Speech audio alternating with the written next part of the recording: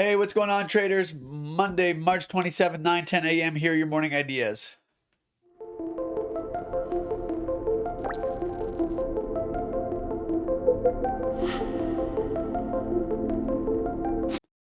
Okay, gang, not much to report here.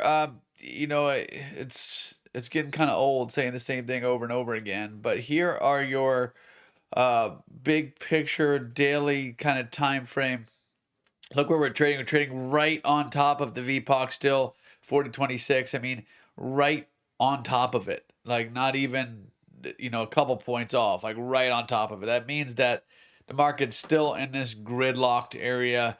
Not, not even the news from last week could pull us out of here. You can see we just continue to build this huge traded price at 40.25. Just over and over again, we keep coming back to that area. So what you expect to see in areas like this is continued chop. If we look at the intermediate picture, like the 4 hour, you can see that we've gone from, the balance down here, we've moved up into the other balance, and now we're trying to push through. If we push through again, we'd be pushing through the VPOC on the huge area that I just showed you on the last chart, and then we would likely start to walk up here towards 4100 next.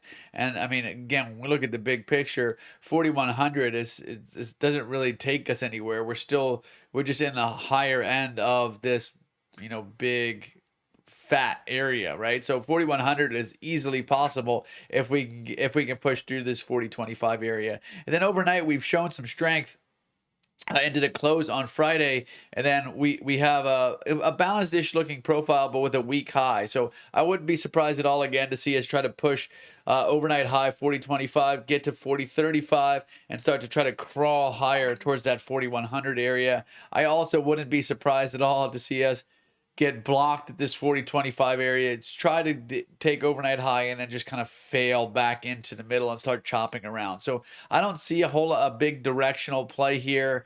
Gun to the head, I'm probably looking long here to push through 40.25 and start to creep up towards 4100.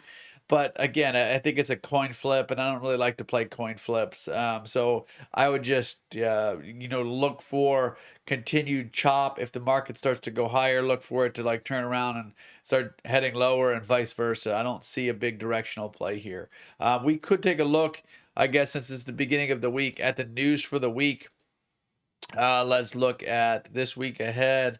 We have unemployment claims on Thursday at 8:30, core PCE index, consumer confidence tomorrow. I don't see a big market mover here. You got the GDP on Thursday with the unemployment claims. I think it's be a pretty quiet week. I think that the more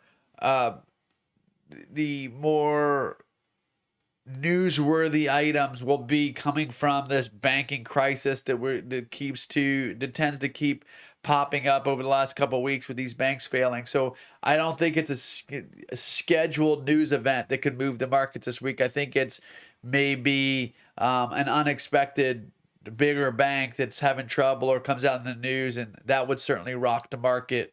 But I don't think that the market mover this week is going to be a scheduled news conference or news event. I think it's going to be something that is a kind of a one-off, if you will. Okay.